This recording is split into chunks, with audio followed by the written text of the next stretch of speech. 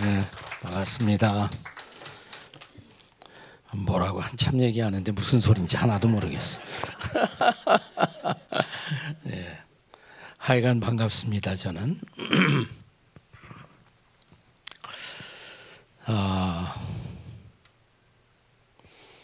1983년부터 10년 동안, 꼭 10년 동안 제가 메릴랜드 지구촌 교회에서 담임 목회자로 사역을 했습니다. 그때 적지 않은 사람들이 당시 버지니아에서 메릴랜드로 저희 교회 출석을 하셨어요. 네. 그리고 제가 그분들에게 너무 먼 거리를 오시기 때문에 죄송한 마음도 있고 감사한 마음도 있고, 그래서 그분들을 더 이렇게 세워드리기 위해서 버지니아 알렉산드리아에서 미국 교회를 빌려서 주일날 오후 3시에 성경 공부를 또 했었어요. 이렇게요. 네. 그리고 제가 한국 지구촌 교회를 개척하기 위해서 떠나면서 당시에 메릴랜드 지구촌 교회를 담당하신 목사님께 부탁을 하기를, 아무래도 버지니아에는 독립된 교회가 필요할 테니까 버지니아 지구촌 교회를 시작했으면 좋겠다. 그리고 장세규 목사님이 적임자라고 생각한다. 제가 그렇게 부탁을 드리고 저는 한국으로 떠났습니다. 그래서 이제 시작된 교회가 버지니아 지구촌 교회이고, 또 그 다음에 한빛 지구촌 교회. 당시 한빛 교회는 건물은 있었는데 교인이 없었고, 또 버지니아 지구촌 교회는 교인은 있었는데 건물이 마땅한 것이 없었고, 두 교회가 연합해서 새롭게 출발하도록 제가 중간 다리를 놓았어요. 브릿지를 놓고 역할을 했습니다. 그래서 한빛 지구촌 교회로 상당한 역사를 세월을 살다가 어느 날 보니까 소리가 들려오기를 교회 이름이 바뀌었대요. 한몸 교회로. 네. 또 웬 또 한몸이냐? 새롭게 결혼을 해서 한몸이 되는 거냐? 조금 의아한 마음이 좀 없지 않아 있었어요. 작년에 우리 이수영 목사님을 메릴랜드 지구촌 교회 창립 기념 집회를 제가 작년에 와서 했는데, 여러 가지 여러분 교회에 대한 이야기를 같이 듣고 기도하는 가운데 제가 옛날로 돌아갔으면 좋겠다. 버지니아 지구촌 교회로. 그런 제가 제안을 드렸어요. 그랬더니 또 감사하게 잘 받아주시고, 그래서 새롭게 출발하는 것이 아니라 이 버지니아 지구촌 교회는 옛날로 돌아간 것이에요. 근데 저는 너무 기뻐요. 너무 기뻐서 제가 왔습니다. 사실은. 네, 기뻐서 제가 은퇴는 했지만 아직도 상당히 바빠요. 시간 내기가 용이하지 않았지만 너무 기쁜 마음으로 버지니아 지구촌 교회로 다시 돌아와 출발한다고 그래서 제가 기쁜 마음으로 왔습니다. 그래서 보니까 뭐 세월이 많이 지났죠. 아는 분들 가끔 보이고 대부분의 분들은 아마 저하고 잘 모르는 생소한 그러한 분일 수도 있습니다. 뭐 어쨌든 반갑습니다. 애니하우 반갑습니다. 네, 자, 여러분도 옆에 뒤에 있는 분하고 어쨌든 반갑습니다 한번 인사하세요.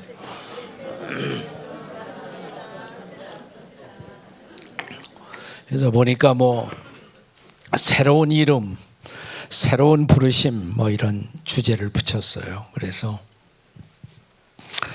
뭘 가지고 어떻게 나눌까 생각하다가 4번이라고 4번. 여러분의 교회가 새롭게 출발하는 그러한 의미를 담고 있기 때문에 신약 성경에서 교회론을 다루고 있는 가장 중요한 책이 두 권이 있어요. 교회론으로. 하나는 에베소서이고 하나는 골로새서입니다. 근데 에베소서는 6장이에요. 골로새서는 4장이고.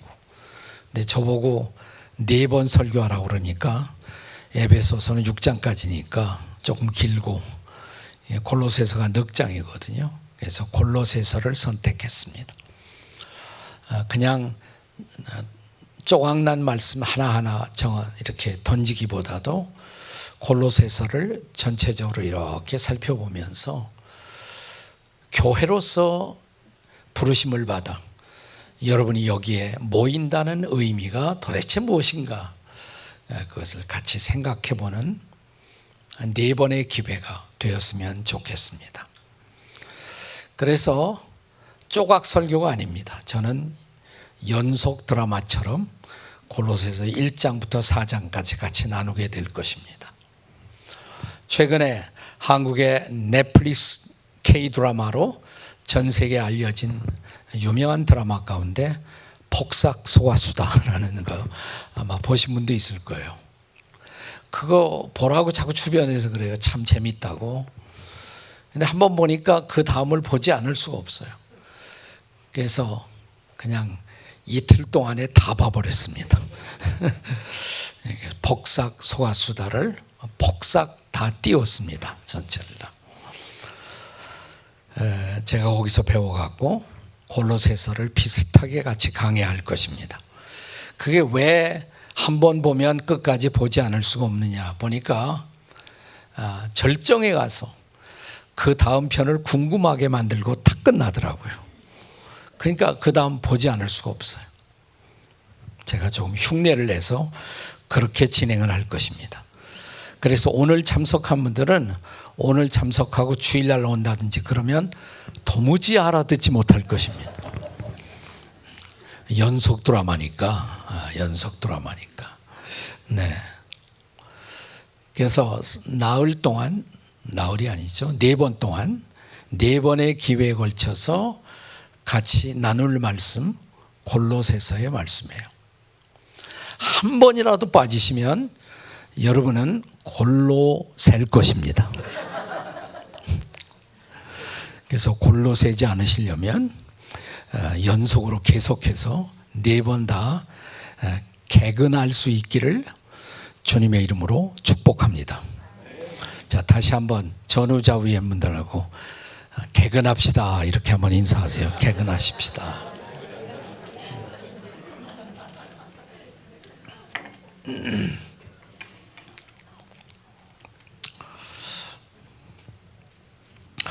이 골로새서 전체에서 가장 중요한 구절이 뭐냐? 그러면 저는 골로새서 3장 11절이라고 대답을 할 것입니다. 제가 골로새 3장 11절을 제가 읽어요. 네. 요즘은 또 성경도 안 갖고 다니는 분들이 많더라고요. 네. 스마트폰 갖고 보시는 분들도 많고. 자, 제가 읽습니다. 그냥 골로새서 3장 11절에 보시면 좀 복잡한 말씀이 있어요. 거기에는 헬라인이나 유대인이나 할례파나 무할례파나 야만인이나 스구디아인이나 종이나 자유인이 차별이 있을 수 없나니 오직 그리스도는 만유시요 만유 안에 계시니라. 아멘. 다 기억 안 하셔도 괜찮아요. 그냥 마지막 부분이 제일 중요해요. 저를 따라서 읽으세요. 오직 그리스도는 만유시요 만유 안에 계시니라. 이해가 되세요? 분명히 한글인데 우리 한국어인데 이렇게 바로 들어오진 않아요. 쉽게 이렇게 딱 들어오질 않습니다. 오직 그리스도는 만유시요. 이게 도대체 무슨 뜻인가? 근데 차라리 영어 성경으로 읽으시면 훨씬 더 쉽습니다. 이렇게 되어 있거든요. Christ is all. 쉬워요, 안 쉬워요? 쉽죠. 그리스도는 모든 것이다. 그러면 돼요. 근데 만유라고 해놓으니까 복잡해진단 말이죠. 굉장히 어려운 뜻인 것처럼 생각이 든단 말이에요. 그래서 오직 그리스도는 만유시요 만유 안에 계시니라. Christ is all and is in all. 그리스도는 모든 것이고 모든 것 안에 계시니라 이 말이에요. 그리스도는 모든 것이고 모든 것 안에 계시다. 그리스도가 모든 것이다. 따라서 하세요. 그리스도가 모든 것입니다. 네, 그게 골로새서예요. 전체 내용이 그리스도가 모든 것입니다. 그 말을 조금 유식한 신학적인 말로 바꾸면 그것을 그리스도의 주권이다 이렇게 말을 합니다. Lordship of Christ. 그리스도의 주권, 그리스도의 주권. 화란해요. 네덜란드에 수상까지 지내고 정치가였고 동시에 신학자였던 사람 가운데 아브라함 카이퍼라는 사람이 있었어요. 아브라함 카이퍼. 그는 성경 전체의 사상이 뭐냐? 성경의 핵심이 뭐냐? 한마디로 말하면 성경의 핵심은 그리스도의 영역 주권이다. 그리스도는 모든 영역의 주권자이시다라는 말을 했어요. 한번 따라서 해보세요. 그리스도는 모든 영역의 주권자이십니다. 그분이 이런 말을 했어요. 이 땅에서 단 1인치, 1인치도 그리스도에게 속하지 않다고 생각될 영역이란 존재하지 않는다. 그러니까 모든 영역은 다 그리스도에게 속해 있다 이 말이에요. 그리스도가 모든 것의 주인이시다 이 말입니다. 그리스도가 모든 것의 주인이시다. 네. 이 골로새서가 쓰여지던 그 당시는 로마가 세계를 지배하고 있었죠.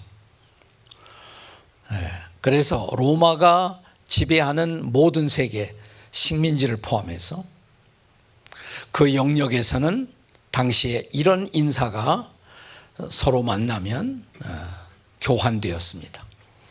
길에서 우리가 만나요. 두 사람이 딱 만나면 한 사람이 어떻게 인사를 처음에 시작하는 거 아니? 카이사가 주님이십니다. 카이사 혹은 시자 혹은 카이사 is the Lord.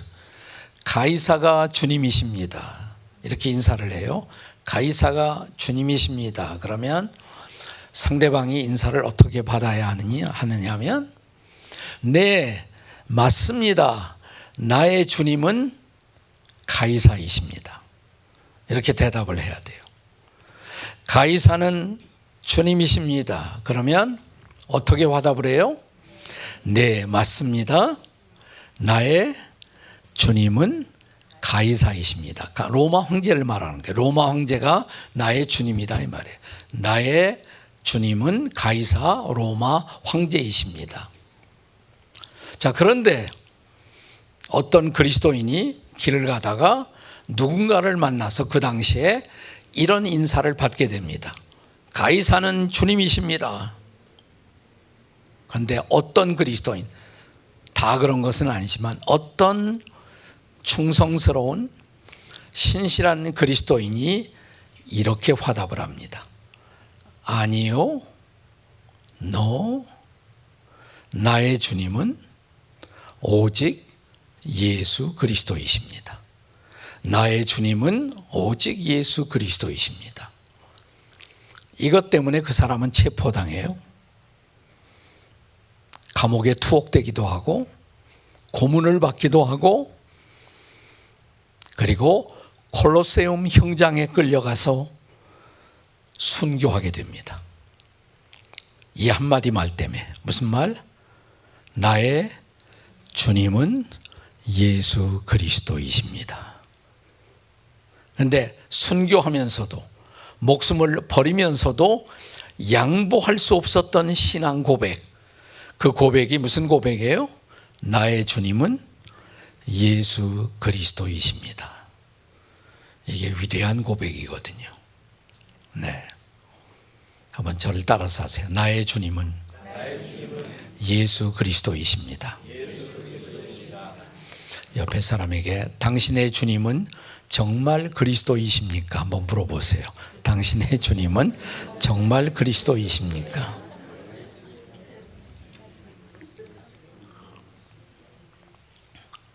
골로새서가 몇 장이라고 그랬어요? 4장. 네. 제가 골로새서를 한 4개월 동안 이렇게 강의를 했던 적이 있어요. 한 넉 달 이상 동안 이렇게. 그런데 넉 달 동안 할 것을 4시간에 지금 줄여서 하는 겁니다. 4시간에 간단히 줄여서 하는 겁니다. 각 장마다 기억해야 할 요절이 있어요. 요절. 여러분 옛날 우리가 신앙생활 할 때 조금 나이가 많이 먹으신 분들은 교회 가면 요절 암송을 하던 때가 있었습니다. 기억이 나십니까? 요절 암송. 요절 암송. 요절이란 중요한 구절이다 이 말이에요. 중요한 구절을 요절이라고 그래요. 근데 영어가 더 쉬워요. 영어로는 key verse, 열쇠 구절. 열쇠가 되는 중요한 구절. 그걸 옛날 우리들은 요절이라고 그랬어요. 주일학교에 가서 요절 암송을 열심히 했습니다. 여러분 각 장의 성경 공부를 하면서 요절을 잘 기억하시면 그 장을 요절낼 수가 있으십니다. 네. 자, 1장의 요절, 1장의 요절이에요. 1장 18절 말씀. 아까 읽었어요. 1장 18절 한 번 더 읽습니다. 1장 18절 시작. 그는 몸인 교회의 머리시라. 그가 근본이시요 죽은 자들 가운데서 먼저 나신 이시니 이는 친히 만물이 으뜸이 되려 하심이요. 네. 지금은 다 잊어버리시고 하나만 기억하십니다. 만물의 으뜸. 그는 만물의 으뜸이시다. 으뜸이라는 단어가 쉬운 단어죠. 영어로는 first, 으뜸이다. 그런데 이것을 히라보 원어의 단어로 연구해 보면 쉬운 단어가 아니에요. 굉장히 난해한 단어예요. 또 깊은 뜻이 들어가 있는 단어예요. 그리스도가 만물의 으뜸이시다. 이게 무슨 뜻이냐? 이걸 조금 다른 말로 바꾸면 이런 뜻이에요. 그리스도가 만물을 존재케 하는 원인이 되시는 분이시다. 만물이 존재하게 만드는 원인이 되시는 분, 그분이 누구? 그리스도이시다 이 말이에요.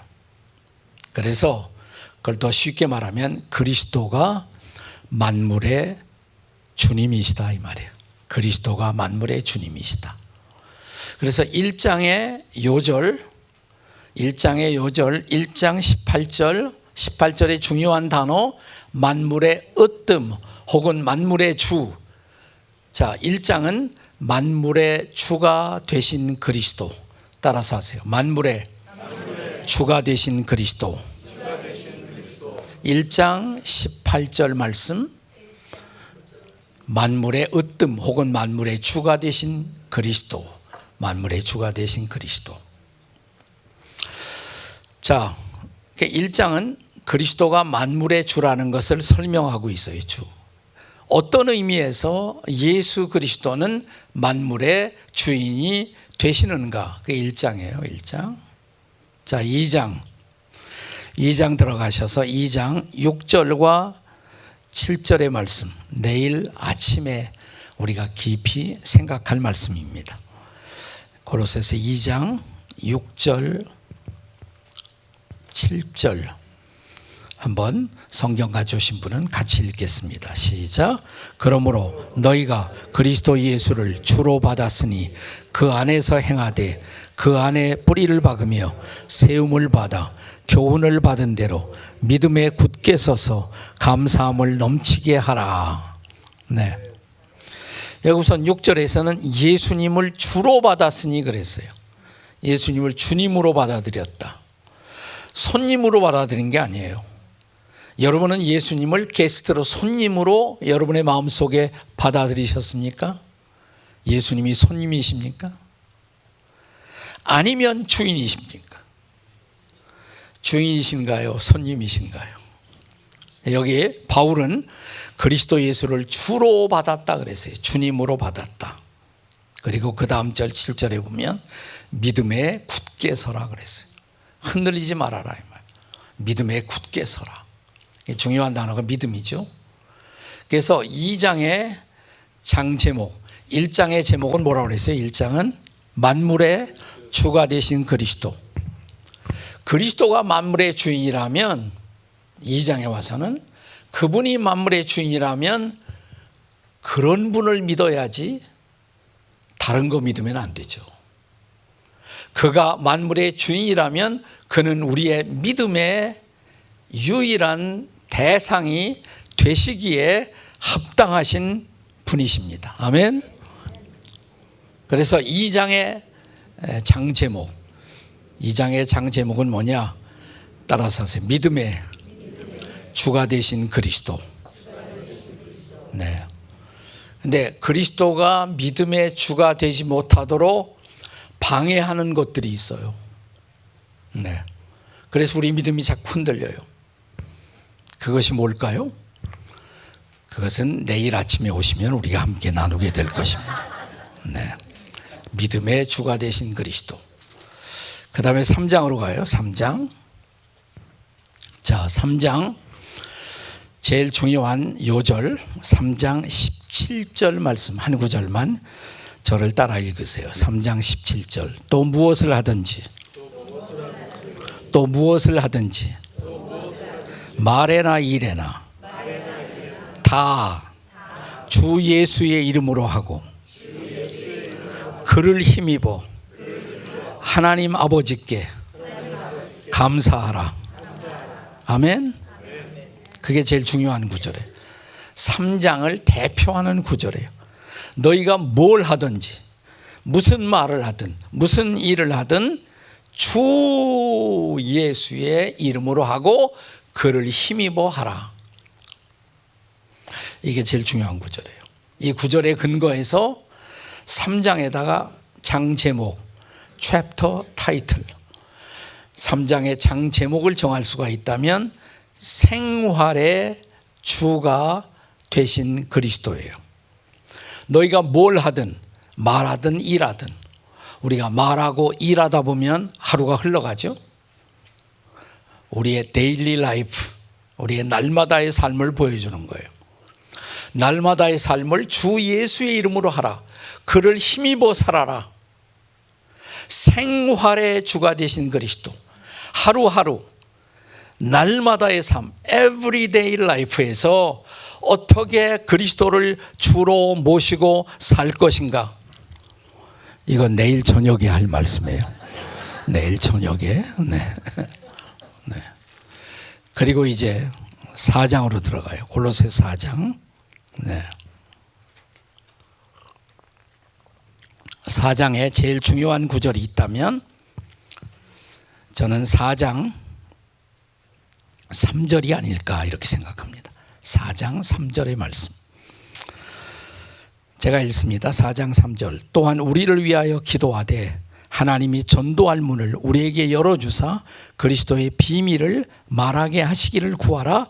내가 이 일 때문에 매임을 당하였노라. 매임을 당했다는 말은 바울이 지금 감옥에 갇혀 있다는 말이에요. 어떤 감옥? 로마의 감옥. 로마의 감옥에서 쓴 편지예요. 골로새서는. 에베소서도 마찬가지예요. 로마의 감옥에 썼어요. 근데 에베소서하고 골로새서가 아주 비슷해요. 둘 다 교회론을 다루고 있어요. 교회론. 에베소서와 골로새서가 너무 비슷해서 성경학자들은 에베소서와 골로새서를 가리켜 쌍둥이 서신 이렇게 말합니다. 트윈 에피슬, 쌍둥이 편지다 이렇게 말을 해요. 자, 다시 읽어보세요. 4장 3절. 또한 우리를 위하여 기도하되. 감옥 속에 들어가 있는 바울이 저와 여러분에게 기도 제목을 내고 있어요. 우리를 위해 기도해 주세요. 여러분이 감옥에 들어가 있다면 무슨 기도 제목을 내겠어요? 감옥에 안 들어가 보셔서 잘 모르시죠. 근데 여러분이 감옥에 들어가 있다고 상상하고, 그렇다면 무슨 기도 제목을 제1의 기도 제목으로 내실 것 같아요? 그거 빨리 나오게 해달라고. 그렇죠? 그게 뭐 그렇게 묵상이 필요해요? 네, 빨리 나오도록 기도해달라고. 빨리 나오도록. 근데 바울은 기도 제목을 그렇게 내지 않아요. 다시 들어보세요. 또한 우리를 위하여 기도하되 하나님이 전도할 문을 열어주사 그리스도의 비밀을 말하게 하시기를 구하라. 그러니까 어디에서도, 이 감옥에서도 전도할 문이 열리도록. 그러니까 감옥에서 내가 얼마나 불편하냐, 얼마나 감옥에서 내가 고생하느냐, 이게 문제가 아니라는 거예요. 바울은 전도가 더 중요한 거예요. 선교가 더 중요한 것이에요. 그리고 내가 이 일 때문에 매임을 당했다고. 나는 내가 감옥에 들어온 이유도 바로 이 전도 때문에, 선교 때문에 나는 이 감옥에 들어와 있는 것으로 나는 안다고 그렇게 말하는 것이에요. 자, 4장 3절이 중요한 구절이거든요. 4장에서. 이 구절에 근거해서 4장에다가 장 제목, 챕터 타이틀, 장 제목을 정한다면 전도의 주 혹은 선교의 주, 다 같이 전도의 주, 선교의 주가 되신 그리스도. 네. 어떻게 그리스도가 정말 우리들의 전도의 주님, 선교의 주님이 되고 우리 교회가 어떻게 그리스도를 선교의 주로 선포하는 사명을 다할 수가 있을까요? 그건 주일날 제가 같이 여러분과 다룰 말씀이에요. 주일. 자, 이제 골로새서가 흘러가는 내용을 알겠죠? 자, 1장의 장 제목, 1장은 뭐예요? 만물의 주가 되신 그리스도. 2장은 믿음의 주가 되신 그리스도. 3장은 생활의 주가 되신 그리스도. 4장은 전도의 주가 되신 그리스도. 근데 가만히 생각해 보세요. 이게 논리적 순서를 갖고 있는 거예요.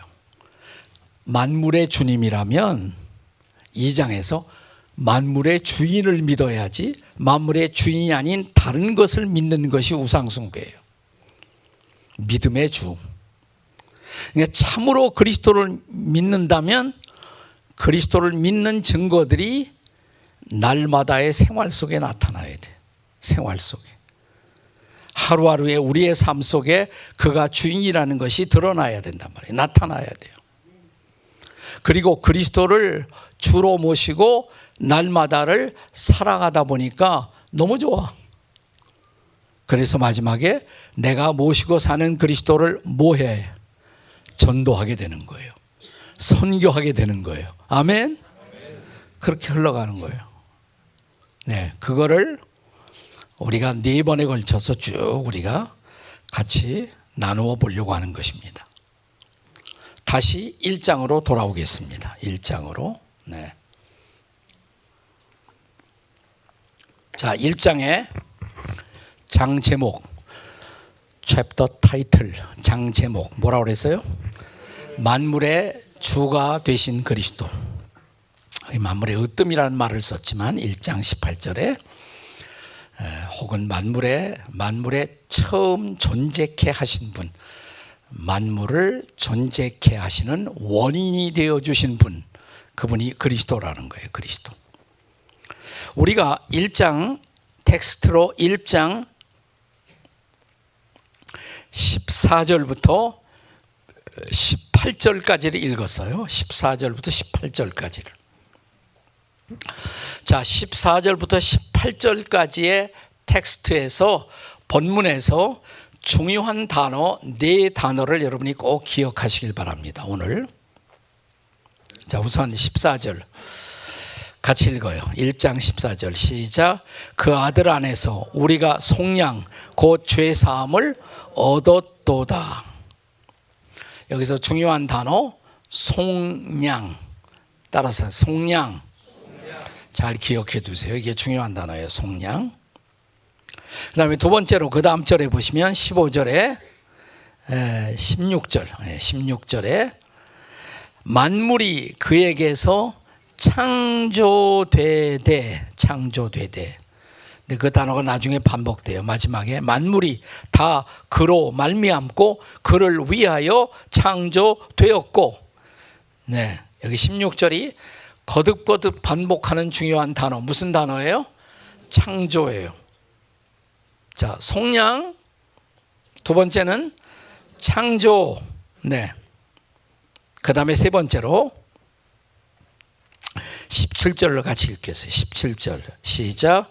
또한 그가 만물보다 먼저 계시고 만물이 그 안에 함께 섰느니라. 네, 여기 17절에 만물은 그 안에 그리스도 안에 함께 섰느니라. 만물이 그리스도 안에 함께 서 있다? 이게 무슨 뜻인가요? 만물이 그리스도 안에 서 있다? 아주 쉬운 한글인데 이것도 얼른 들어오질 않아요. 만물이 그리스도 안에 서 있다? 그래서 조금 어려운 한문이지만 차라리 더 쉬운 단어가 있어요. 섰느니라라고 옆에다 괄호하고 이런 단어를 쓰세요. 섭리라고 써놓으세요. 섭리. 만물이 그리스도 안에 함께 서 있다는 말은 그분에 의해서 섭리되고 있다 이 말이에요. 섭리되고 있다. 그건 또 이해가 되시죠? 섭리되고 있다. 서 있다 그러니까 이게 뭐야? 서 있다? 섰다? 앉았다? 섰다? 뭐 이런 건가? 예수님도 섰다 좋아하시나? 네? 섭리하신다 이 말이에요. 섭리하신다. 섭리. 그러니까 세 번째 중요한 단어가 무슨 단어? 섭리. 그 다음에 단어 하나만 더 기억하세요. 네 번째 중요한 단어예요. 18절에 그는 몸인 교회의 머리시라 그랬어요. 교회. 중요한 단어가 교회입니다. 자, 이제 저와 여러분은 1장에서 중요한 단어 네 단어를 찾았습니다. 그 단어가 뭐예요? 속량, 창조, 섭리, 교회. 자, 이 네 단어를 가지고 1장의 주제, 그리스도는 어떤 의미에서 만물의 주인이실까요? 그리스도가 만물의 주인이라는 말의 뜻은 도대체 무엇일까요? 네 단어가 설명을 해주는 거예요. 네 단어. 첫째, 그가 뭐예요? 우리의 속량자이시기 때문에. 둘째, 그는 우리의 창조자이시기 때문에. 또 세 번째, 그는 우리의 섭리자이시기 때문에. 마지막, 그는 우리의 교회의 머리가 되시기 때문에. 그 네 단어가 설명해 주는 거예요. 그는 만물의 주인이시다. 어떤 의미에서 만물의 주인이신가? 근데 거기 속량이 맨 처음 나오고 창조가 나왔어요. 근데 역사적 순서를 따르자면 창조가 먼저 나와야 돼요. 그렇잖아요. 창조가 이루어지고 그 다음에 속량을 다른 말로 구원 사역. 창조가 먼저 나오고 그 다음에 구원이 나오는 것이 당연하죠. 그죠? 근데 바울은 순서를 뒤집었어요. 속량을 먼저 말하고 그 다음에 창조를 말했어요. 왜 그랬을까? 이건 경험적 순서예요. 역사적으로는 하나님이 만물을 먼저 창조하시고 창조된 만물 가운데 만물의 영장인 인간이 죄 속에 빠졌을 때 인간을 속량, 구속하시는 사역을 그 다음에 행하셨지만 우리의 경험으로는 우리는 창조자 하나님을 먼저 만나는 것이 아니에요. 우리는 우리의 속량자이신 혹은 구속자이신 예수님을 먼저 만나요. 내가 예수 믿고 죄사함 받고 구원받고 나니까 그 다음에 그분이 이 세상도 창조하셨구나. 그게 분명해져요. 그게 확실해져요. 여러분, 안 믿는 사람도 이 세상의 아름다움을 보고 요즘 이제 아주 꽃피는 아름다운 봄철을 지나 여름으로 가고 있잖아요. 아름답구나. 참 아름답구나. 믿지 않는 사람도 그렇게 느끼겠죠. 그러나 분명하진 않아요. 크리스찬들이 더 분명해. 나를 구원하신 분이 이 만물을, 이 우주를 창조하신 분이로구나. 그래서 이것은 사실은 경험적 순서예요. 우리는 우리를 속량하신 분을 먼저 만나요. 속량하신 분을. 그러니까 예수님을 구주와 주님으로 영접하고 구원받고 죄사함 받고 의롭다함을 받고, 그리고 났더니 하늘이 새로워져, 땅이 새로워져요. 온 세상이 다르게 보여. 아, 그분이 이 만물을 또한 창조하셨구나. 자, 이 속량이라는 단어, 옛날 번역에는 구속이라고 그랬죠. 구속. 옛날 번역에는 이 단어를 속량 대신 구속 그랬습니다. 구속. 네. 둘 다 어려워요. 속량도 어렵고 구속도 어렵고. 구속 그러니까 자꾸 우리 이런 거 생각합니다.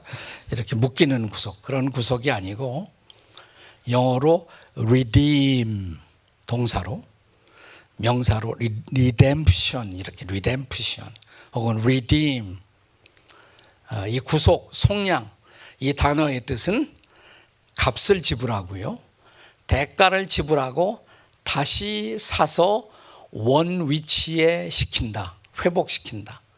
값을 지불하고 회복한다. 이게 속량의 뜻이에요. 저와 여러분이 속량받기 위해서, 저와 여러분이 구속받기 위해서, 저와 여러분이 죄사함 받기 위해서 하나님의 아들 그리스도는 놀라운 값을 지불하셨어요. 무슨 값을 지불하셨어요? 자신의 목숨을 십자가에서 내주셨어요. 보혈을 흘려주셨어요. 그래서 우리를 가리켜 피값으로 다시 사신 자 그러잖아요. 그의 피값으로 다시 사서 회복된 자, 하나님의 자녀로 회복된 자, 맞습니까? 속량 받으셨습니까? 구속 받으셨습니까? 물어보세요. 옆에 사람에게. 속량 받으셨습니까? 구속 받으셨습니까? 이건 엄청난 확인이거든요. 내가 속량받았다, 구속받았다, 구원받았다, 놀라운 것인데, 이 놀라운 사실을 확인하면서 감동이 없어. 감동이 없어. 속량 받았어? 이렇게. 여러분, 우리가 속량 받았어요. 예수님의 피값으로, 십자가에 흘린 그분의 피로 죄 사함 받고, 죄 씻음 받고, 의롭다함을 받고 하나님의 자녀로 회복되었어요. 아멘. 당신은 그리스도 안에 속량되신 분이십니다. 한번 해보세요. 이건 미치고 환장할 사건이에요. 놀라운 사건이에요. 그렇게 그냥 적당히 나갈 사건이 아니란 말이죠. 네. 우리는 속량된 자예요. 그런데 바울은 계속 말하기를, 자 보세요. 다시 한번 14절에 그 아들 안에서, 하나님의 아들 그리스도 안에서 우리가 속량, 곧 뭐예요? 죄사함을 받았도다. 14절에요. 그 아들 안에서 우리가 속량, 죄사함을 얻었도다. 근데 그분은 우리를 십자가에서 피 흘려 우리의 죄를 용서하시고 우리를 하나님의 자녀로 삼아주신 분일 뿐만 아니라, 여기 16절은 만물은 그에게 창조되되, 그러니까 나도 그분에게 창조된 것이죠. 아멘. 하늘과 땅에서 보이는 것들, 보이지 않는 것들, 혹은 왕권들이나 주권들이나 통치자들이나 권세들이나 만물이 다 그로 말미암고, 여기 보이지 않는 것들, 왕권, 주권, 이건 다 영적 존재들을 뜻하는 말이에요. 천사들, spiritual beings, 영적 존재들, 눈에 보이지 않아요. 그러나 존재해요. 그들이 바로 우주의 주권을 행사하고 기적을 행사하고 보이지 않는 역사의 무대에서 활동하고 있어요. 그것들도, 천사들도, 영적 존재들도 다 그리스도로 말미암아 창조되었고, 아멘. 마지막에 보세요. 만물이 다 그로 말미암고 그를 위하여 창조되었고, 그 다음에 하나 따라서 하세요. 나도 나도. 가슴을 치면서 다 같이 나도. 누가 창조하셨어요? 그 그리스도가 창조하셨단 말이에요. 하나님의 아들인 그리스도가 우리를 다 창조하셨어요. 그러니까 우리는 창조된 자, 또 뭐예요? 속량된 자, 두 가지. 창조와 속량, 창조와 구속. 이 창조와 구속을 설명하는 흥미로운 이야기가 하나 있습니다. 아프리카에 흑인 한 청년이 배를 만들고 싶었어요. 그래서 정글에서 나무들을 베어다가 여러 달에 걸쳐서, 석 달, 넉 달, 5달에 걸쳐서 자기가 타고 다닐 통나무 배를 만들었어요. 보트를 만드는 거예요. 잘 만들었어요. 그리고 드디어 그 앞에 이제 자기 집 앞에 강이 흐르고 있었는데, 강에다가 자기가 만든 배를 띄우고 배를 이렇게 노를 저어봅니다. 아주 잘 가요. 얼마나 신이 나는지 몰라요. 내가 지나간 3개월, 4개월, 5개월 이 배를 만들기 위해서 땀을 흘리고 애를 쓰고 내 모든 것을 투자한 보람이 있구나. 너무너무 기뻤어요.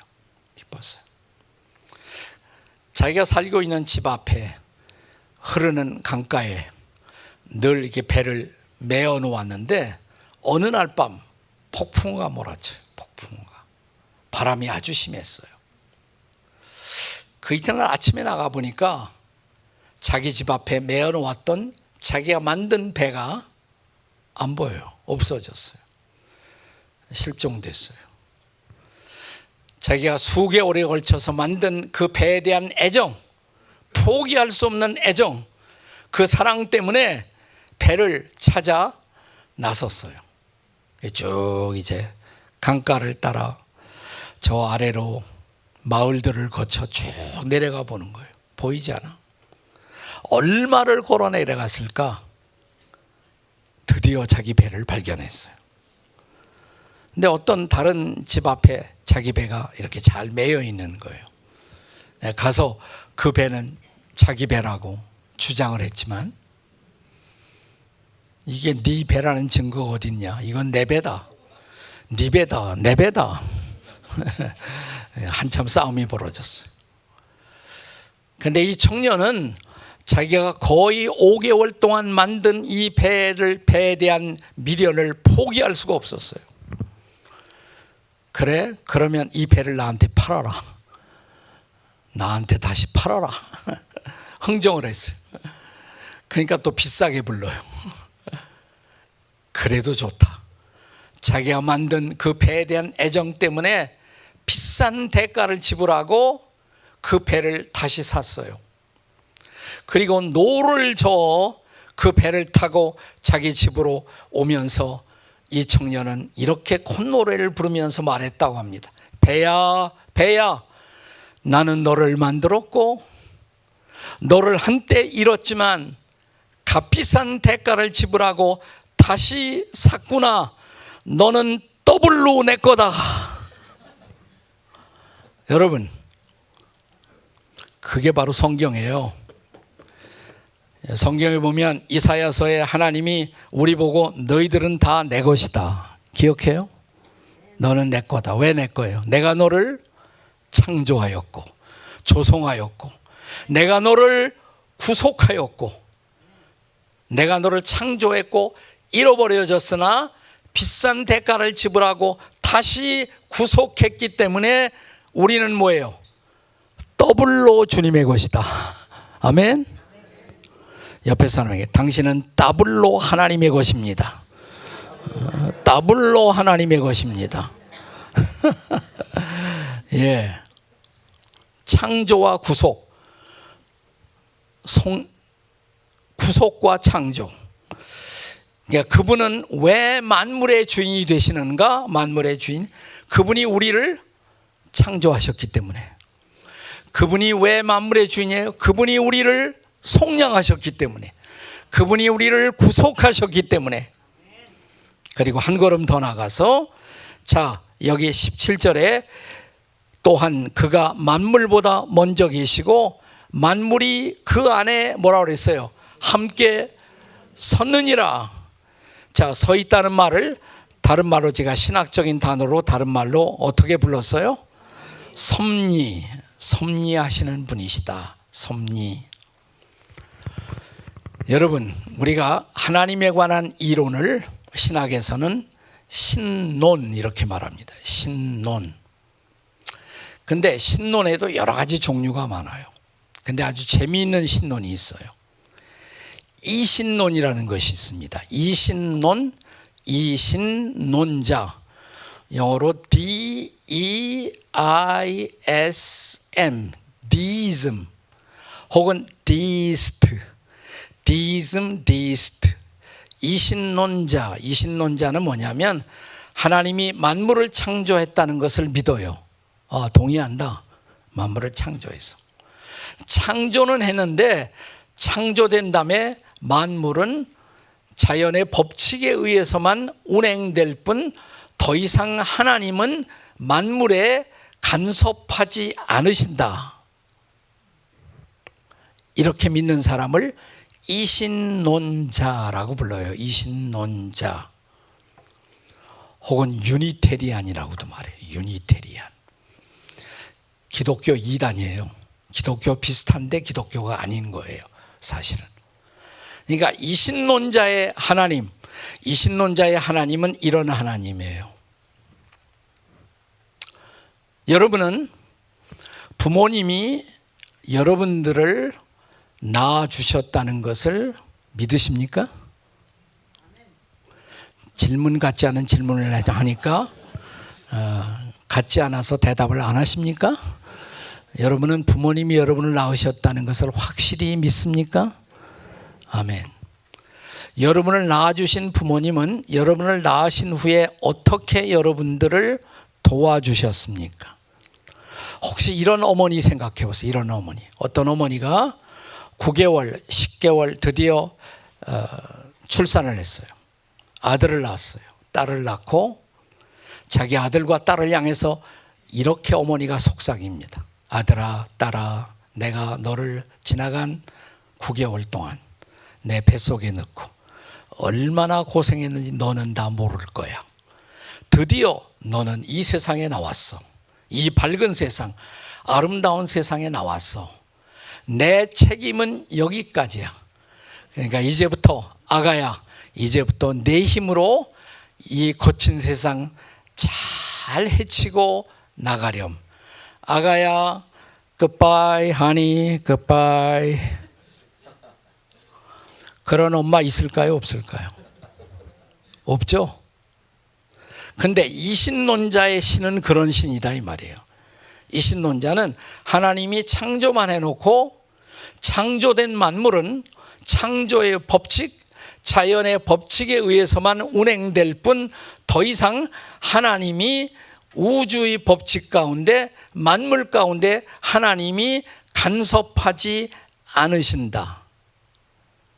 이게 이신론자의 하나님이에요. 이신론자의 하나님. 성경의 하나님이 아니에요. 그것은 성경의 하나님. 성경의 하나님은 우리를 창조하신 다음에 창조된 우리를 붙들고 간섭하시고 인도하시고 이걸 통틀어서 섭리하시는 하나님 믿으십니까? God of Providence, Providence. 섭리를 영어로 Providence라고 그래요. Provide 한다. Providence, God of Providence. 섭리의 하나님, 섭리의 하나님. 왜 그리스도는 만물의 주인이라고 그분이 주장하십니까? 만물을 창조하셨기 때문에, 만물을 속량하셨기 때문에, 그리고 만물을 섭리하고 계시기 때문에. 아멘. 지금도 섭리하고 계세요. 아멘. 여러분의 기도를 들으십니다. 아멘. 여러분의 인생 속에 간섭해 오십니다. 아멘. 그래서 그는 만물의 주인이세요. 자, 이제 네 번째 중요한 단어. 이 한 단어만 설명하면 오늘 끝나는 거예요. 네. 1장 다 끝난 거예요. 마지막 중요한 단어. 그는 왜 만물의 주인이신가? 네 번째는 뭐예요? 교회의 머리가 되시기 때문에. 교회의 지배자가 되시기 때문에. 교회의 머리. 그는 몸인 교회의 머리시라 그랬어요. 교회의 머리. 네. 우리가 예수 믿고 구원받고 하나님의 자녀가 되면 뿔뿔이 혼자 있는 것이 아니에요. 자, 구원받은 우리를 하나님은 교회라는 공동체 속에 한 지체로 집어넣으세요. 그 교회를 에클레시아 이렇게 말합니다. 에클레시아. 다 같이 에클레시아. 네, 두 가지 단어의 결합에 에크라는 말은 무엇으로부터, 클레시아, 칼레오라는 말은 부르신다. 부르심이란 뜻이야. 새로운 부르심. 불러서 우리를 교회 공동체의 한 지체가 되게 하셨다. 그게 교회예요. 그게 에클레시아예요.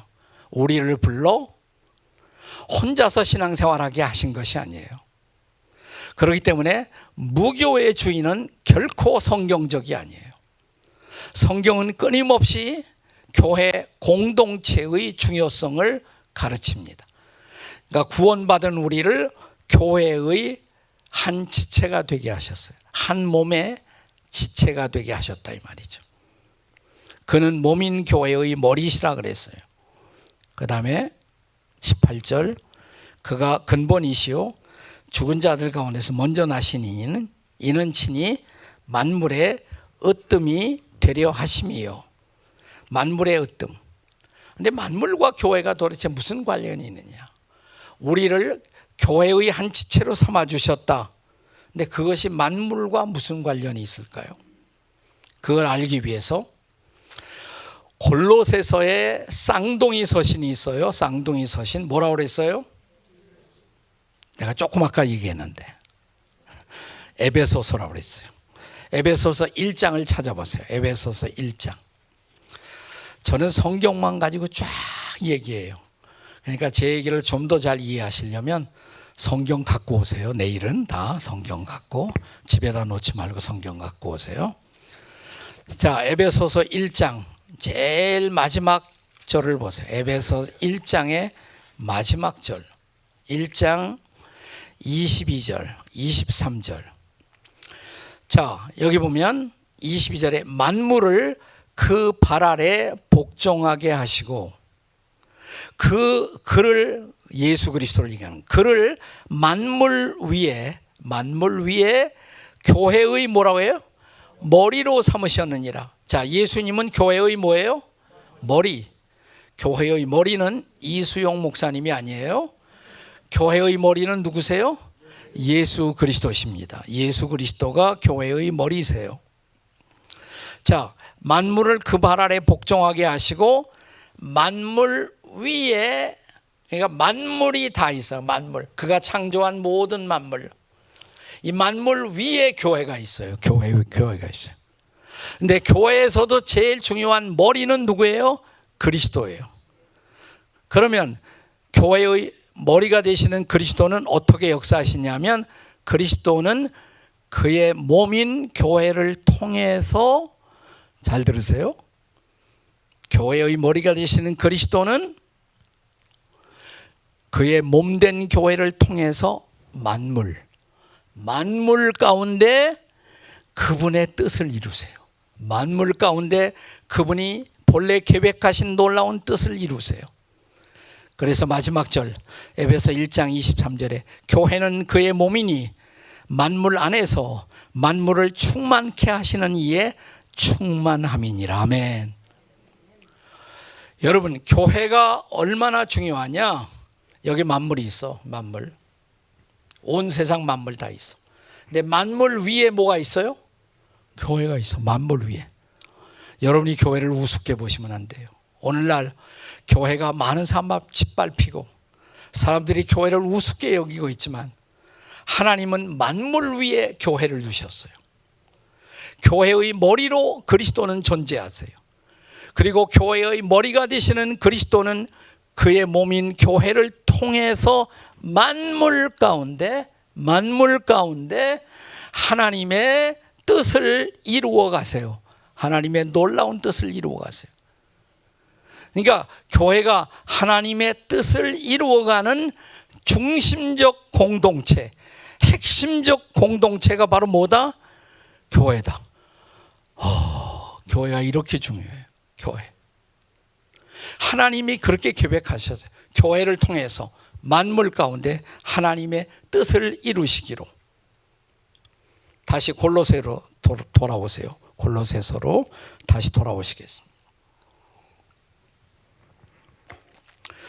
18절, 그는 몸인 교회의 머리시라. 그가 근본이시요 죽은 자들 가운데서 먼저 나신 자니 그는 친히 만물에 뭐라고 그랬어요? 으뜸이 되려 하심이로. 네, 만물의 주인, 만물의 주인의 자리에 다시 서시기 위해서 교회를 통해서 하나님의 뜻을 이루기 위해서. 그리고 그 다음에 보세요. 그 다음 절에 뭐라고 그랬냐? 19절에 아버지께서 모든 충만으로 예수 안에 거하게 하시고 그랬어요. 예수 안에 거하게 하시고. 25절에 보시면 골로새서 1장 25절에서 바울은 그래서 이런 고백을 합니다. 내가 교회의 일꾼이 된 것은 하나님이 너희를 위하여 내게 주신 직분을 따라 하나님의 말씀을 이루려 함이니라. 이 교회를 통해 만물 가운데 하나님의 뜻을 이루기 위해서 하나님이 나를 교회의 일꾼으로 불러주셨다는 거예요. 어마어마한 소명이죠. 어마어마한 소명이에요. 그리고 마지막 1장 마지막 구절이 이렇게 끝나요. 이를 위하여 나도 내 속에서 능력으로 역사하시는 이의 역사를 따라 힘을 다하여 수고하노라. 그러니까 하나님의 뜻을 만물 가운데 이루기 위해서 교회의 일꾼된 나는 오늘도 힘을 다하여 내 에너지가 다 소모될 때까지 나는 수고하고 땀을 흘리고 나를 바치고 있다. 내가 그런 교회의 일꾼이 된 것을 나는 감사한다 이 말이에요. 자랑스럽게 생각한다 이 말입니다. 여러분, 교회 일꾼이라는 것을 우습게 생각하시면 안 돼요. 바로 만물 가운데 하나님의 뜻을 이루시고 만물 가운데 하나님의 뜻을 회복하시기 위해서 구원의 놀라운 경륜을 온 세상에 선포하시기 위해서 하나님이 저와 여러분을 교회의 일꾼으로 불러주신 것을 믿으시기 바랍니다. 놀라운 축복이죠. 놀라운 은혜예요. 내가 그런 교회의 일꾼이 된 것을 여러분 감사하십니까?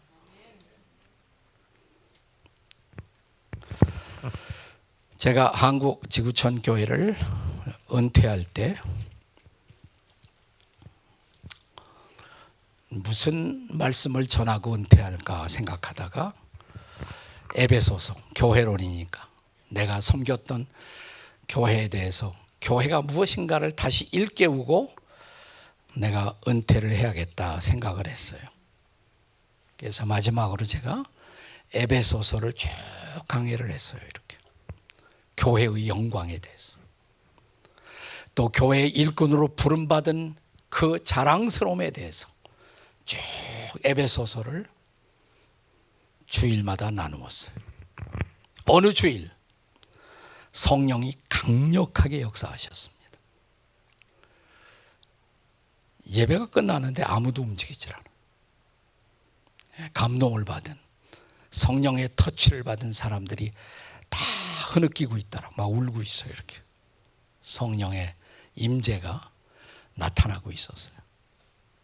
그래서 저도 그날은 간략하게 축도하면서 오늘 기도하다가 가시기 바랍니다. 기도하다가 성령이 인도한 대로 조용히 떠나시기 바랍니다. 그리고 그날 주일 예배를 마무리하고 집에 왔어요. 집에 왔는데 저녁 때 지금 말하면 카톡 비슷한 거예요. 그렇게 이메일이 하나 와 있어요. 우리 교회 찬양 사역장 그 당시 제가 은퇴할 무렵에 우리 교회 찬양 사역자가 김영표 목사님이라는 분이었어요. 그분이 저에게 이메일을 띄웠어요. 목사님, 오늘 너무너무 은혜 받았습니다. 교회의 영광에 대해서 다시 한번 저도 깨달았고, 제가 오늘 은혜를 받으면서 곡을 하나 썼습니다. 곡을. 그걸 보내드립니다. 그리고 다음 주일날 목사님 허용하시면 이 찬송가를 부르고 목사님 설교를 한번 해주시면 좋겠습니다. 그 써 있어요. 이렇게 써 있다고 보니까, 우리에게 소원이 하나 있네.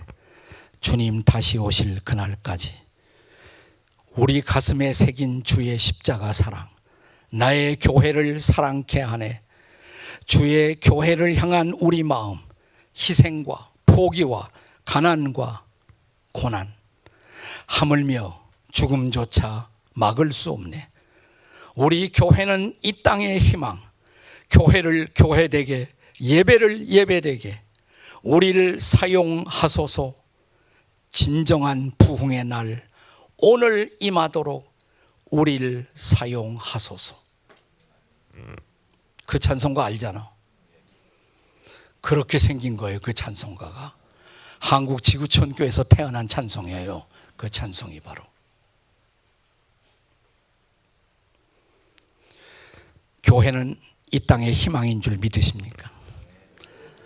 만물 가운데 하나님의 경륜을 이루는 핵심적 공동체인 줄 믿으십니까?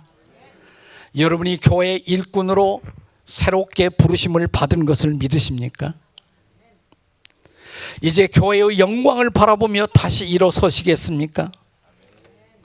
만물의 주가 되시는 그리스도. 이제 중요한 것은 그가 만물의 주님이라면 그 주님을 어떻게 믿어야 될까요? 그가 만물의 주인이시라면 우리는 어떻게 그분을 믿어야 할까요? 그건 내일 아침에 계속되겠습니다. To be continued. 기도하시겠습니다.